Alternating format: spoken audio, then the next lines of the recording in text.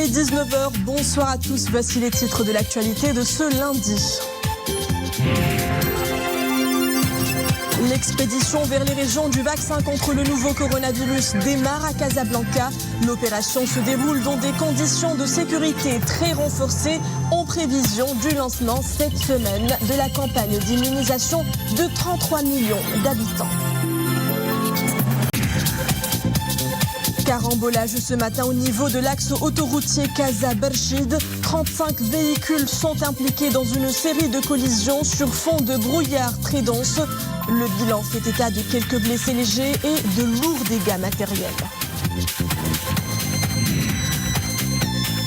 Elle remonte à environ 12 000 ans. Des gravures rupestres les plus anciennes en Afrique du Nord ont été découvertes dans la grotte du Chameau à Zexel, dans la région de l'Oriental. Nous en parlerons avec le professeur qui a supervisé la découverte. Hassan Aourar sera avec nous en direct depuis Oujda. Bonsoir, c'est dans des conditions de sécurité très renforcées que démarre la distribution du vaccin anti-Covid-19 vers les différentes régions du royaume.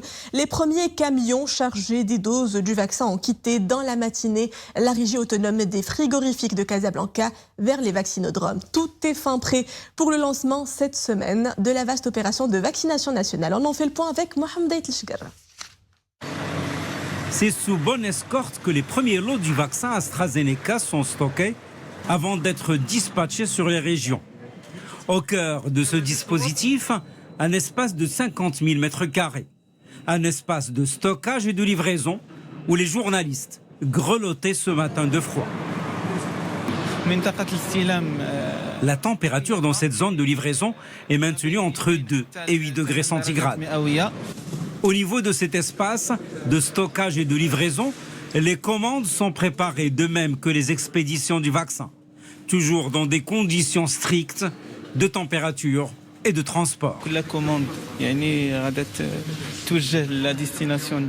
Toute commande est équipée de cet appareil de mesure instantanée de la température durant tout le trajet de transport depuis le départ de cet espace jusqu'à l'arrivée à destination. Chaque caisson de vaccin est ainsi équipée aux normes internationales. Le Maroc avait reçu vendredi dernier la première livraison du vaccin AstraZeneca. توصلنا بواحد الكميه ديال اللقاحات اللي كتفوق واحد 2 مليون جرعه. Nous avons reçu un premier lot de plus de 2 millions de doses. Le Maroc a acquis au total quelques 66 millions de doses. 66 millions de doses pour la vaccination d'au moins 80% de la population en 2 injections, espacées de 3 à 4 semaines l'une de l'autre, selon le vaccin utilisé. Le Maroc a acquis 2 vaccins, le britannique AstraZeneca et le chinois Sinopharm. Sinopharm dont la première livraison est attendue pour après-demain mercredi. La logistique de conservation est la même pour les 2 vaccins. La seule différence, c'est le nombre de doses par flacon.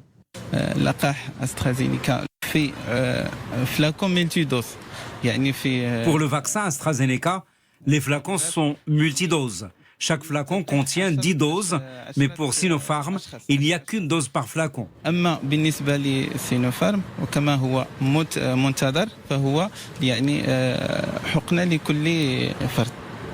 Les commandes pour livraison sont chargées dans des camions frigorifiques et c'est encore sous bonne escorte que ces camions transportent les doses de vaccins vers les différentes régions du royaume.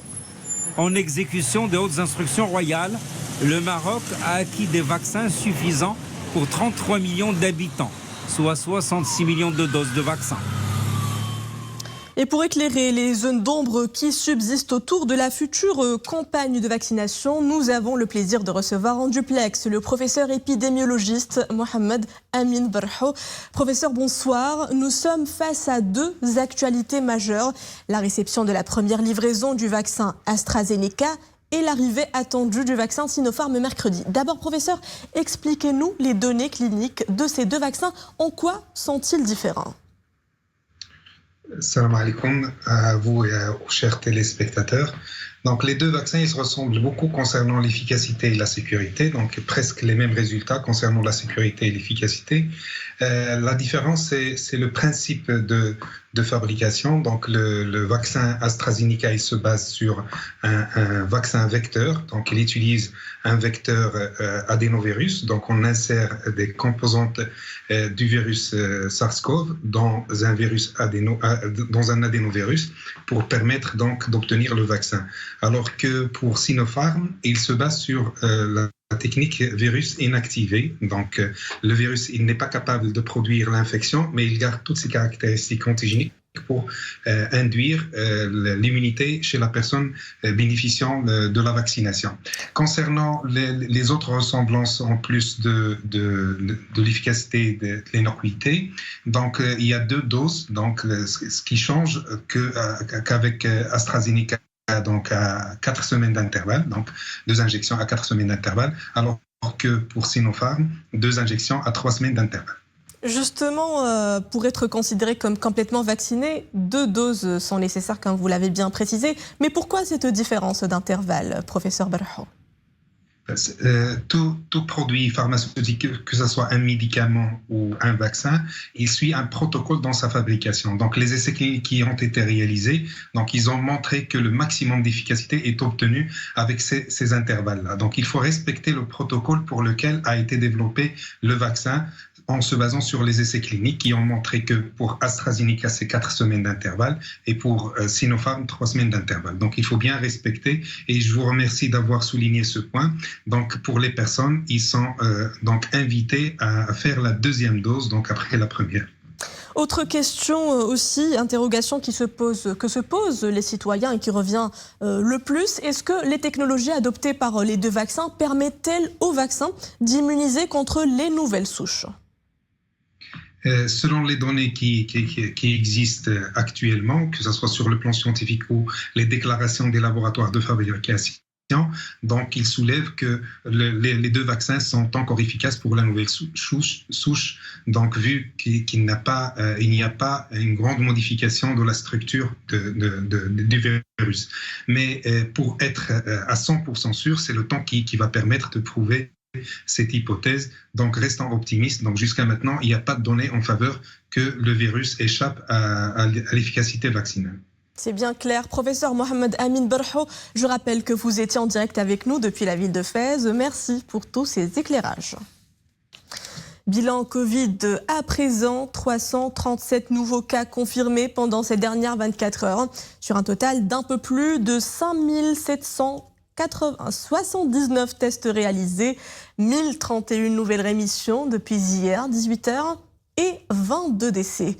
Le nombre des cas actifs s'élève à 14 982. Quant à celui des cas sévères ou critiques, il est à 767, dont 59 placés sous intubation.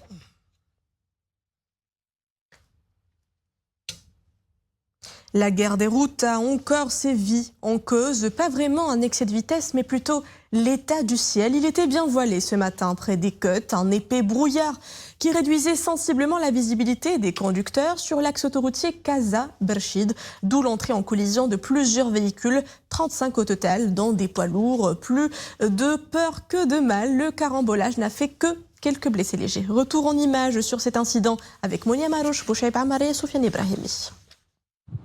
Ce matin, vers 8h30, le brouillard couvre la zone. La visibilité est d'à peine 1,50 m. Des collisions en série se produisent. Un carambolage surprend les automobilistes juste à l'entrée de la ville de Berchid, sur l'axe autoroutier Casablanca-Berchid. 35 voitures, dont des poids lourds, se fracassent les unes contre les autres. Heureusement, plus de peur que de mal. Aucune victime n'est à déplorer, mais les dégâts matériels sont assez lourds. Il n'y a pas de morts ni de blessés graves. Seule une femme a eu une légère blessure au niveau du bras. Au moment de l'accident, je roulais vraiment doucement à cause du brouillard et j'ai pu freiner à temps. Il y avait un véritable mur de brouillard à tel point que je ne pouvais rien distinguer devant moi. Subitement, les voitures commençaient à s'entrechoquer. Le brouillard et l'excès de vitesse auraient provoqué la collision, Mais pour en déterminer les circonstances exactes, une enquête a été ouverte. Quant aux quelques blessés, ils ont été transportés vers le service des urgences de l'hôpital régional de Berchid pour recevoir les premiers soins. Prudence donc si vous prenez la route par mauvais temps. À une 50aine de kilomètres du poste frontalier d'El Guerguerat, Nouadhibou, nous sommes rendus au marché de cette ville mauritanienne. Les conditions d'approvisionnement tournent à leur rythme habituel. L'offre en légumes, fruits et autres denrées alimentaires y est abondante. Une marchandise disponible grâce à la libre circulation au niveau du point de passage d'El Guerguerat. Boubkar Ben Rabrit. Fruits et légumes en abondance ornent, comme à l'accoutumée, les étals des différents marchés de Nouadhibou. Importé essentiellement du Maroc, l'approvisionnement est assuré par les gros camions en provenance du royaume via le passage de Guerguerat. Je me dirige vers la Mauritanie. Tout se passe très bien. Ce point de passage est ultra sécurisé. Le transit est fluide, sans problème. Les autorités compétentes accomplissent un formidable travail sur le terrain.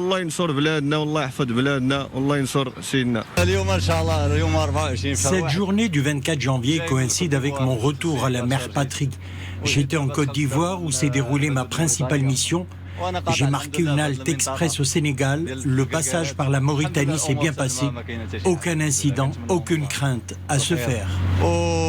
Aujourd'hui, le dimanche, le 24 janvier, franchement, la frontière Guerguerat, alhamdoulilah. On ne peut pas gâter le nom de Sa Majesté. Le frontière est très tranquille. Nous disons alhamdoulilah, que Dieu donne la force à Sa Majesté, que Dieu donne la force à l'Afrique. L'Afrique, quand elle tient l'Afrique, ils doivent faire la force. Il faut qu'on se mette ensemble. Nous sommes les enfants d'Africains, nous sommes des Africains. Vive le roi, vive le Maroc, vive l'Afrique. Le trafic routier entre le Maroc et la Mauritanie et au-delà vers l'Afrique subsaharienne ne cesse de croître. Aucune perturbation, comme tente de le faire croire, à travers des fake news, la propagande algéro-polissarienne. Remontons un peu plus vers le nord, Tanger Med, plus précisément, le complexe portuaire consacre sa position de premier port à conteneurs dans le bassin méditerranéen. C'est ce qu'indique l'autorité portuaire de Tanger Med. 2020 est donc marqué par une croissance soutenue, une croissance en termes d'abord de tonnage global traité. Il est évalué à 81 millions de tonnes en 2020, soit une progression de 23% par rapport à 2019. Près de 5 800 000 conteneurs EVP, équivalent 20 pieds, ont été manutentionnés au sein du complexe portuaire en 2020, soit une progression importante de 20% par rapport à l'année précédente. Puis en termes de trafic des camions de transport international routier, les signaux sont au vert également. Plus de 357 000 camions-tirs retraités dans le secteur agroalimentaire principalement. Des performances réalisées, notons-le, malgré le ralentissement de l'activité de plusieurs unités industrielles. Elle remonte, tenez-vous bien, à environ 12 000 ans. Des gravures rupestres les plus anciennes en Afrique du Nord ont été découvertes dans la grotte du Chameau à Zegzel, près de Berkane, dans la région de l'Oriental. Pour ceux qui n'y ont pas encore été, la grotte est un trésor géologique niché sur les montagnes de Bniznassin. Il s'agit de la première découverte du genre au sein de cette grotte. Ses auteurs, des professeurs chercheurs marocains et espagnols. Et c'est le professeur qui a supervisé la découverte qui nous rejoint en direct par Internet depuis la ville d'Oujda. El Hassan Aourar, professeur à l'université Mohamed Ier d'Oujda. Bonsoir. Qu'est-ce qui fait la spécificité de ces gravures? Vous dites qu'elles sont les plus anciennes en Afrique du Nord. Bonsoir d'Oujda. D'abord, je vous remercie pour l'invitation et je vous remercie pour l'intérêt que vous donnez aux recherches scientifiques et à la valorisation du patrimoine. Alors, le Maroc est reconnu à l'échelle mondiale comme un pays très riche en patrimoine d'art rupestre, soit des gravures, soit des peintures. Plus de 500 sites d'art rupestre ont été recensés jusqu'à ce jour. Alors, ils sont toutes d'âge néolithique ou proto-historique.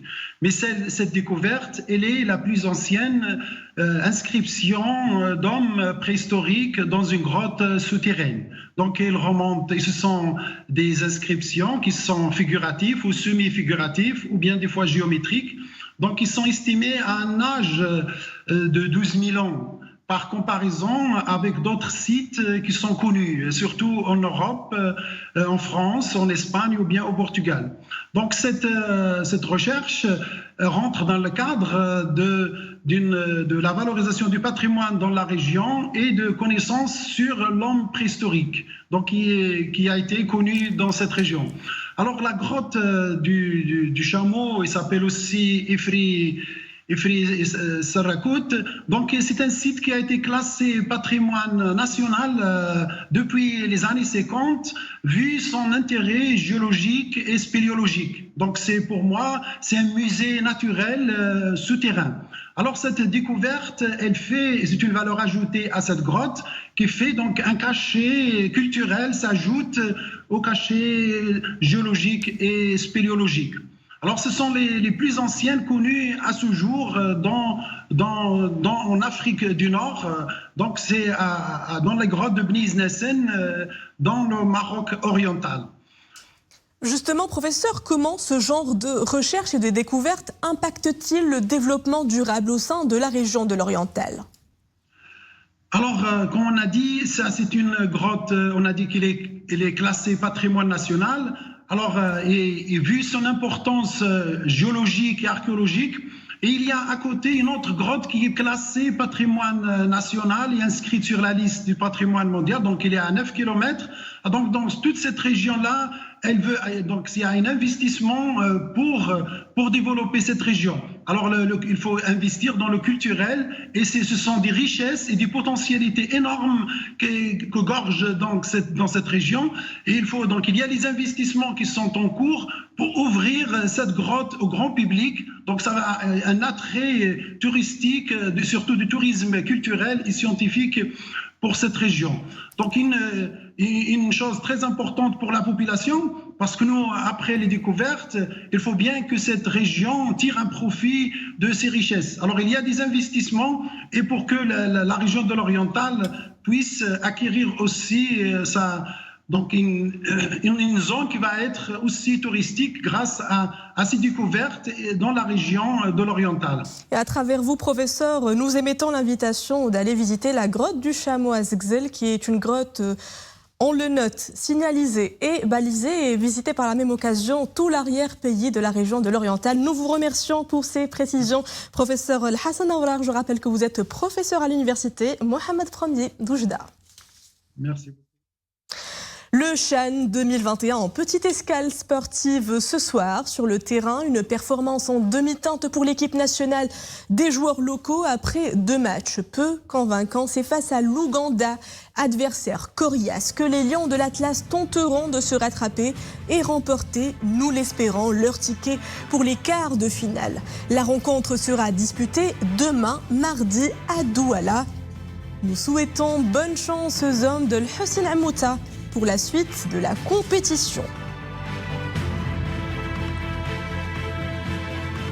Et avant de clôturer ce journal, faisons un petit tour du côté de Bin El Ouidan, au cœur des massifs de l'Atlas, où la nature est la vraie maîtresse des lieux. Son charme est inépuisable et continue d'attirer les visiteurs en quête de tranquillité. L'engouement ne faiblit pas malgré la crise sanitaire. 2021 devrait conforter son statut d'escale incomparable. Dominique Orlando. Toujours très verdoyante, la région de Beni Mellel, où se situe le lac de Bin El Ouidan, bien connu pour la tranquillité de son site et pour la majesté de sa nature, à chaque fois plus qu'impressionnante.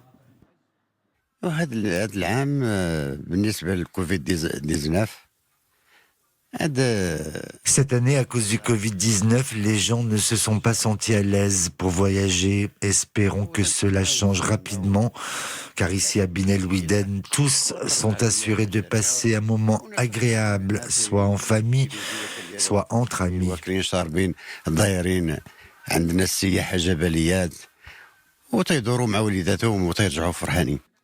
Se ressourcer est le terme exact à appliquer ici en plein cœur de cette nature dont les effets sont immédiats sur le bien-être de tous ceux qui ont malgré tout fait le choix d'y transiter.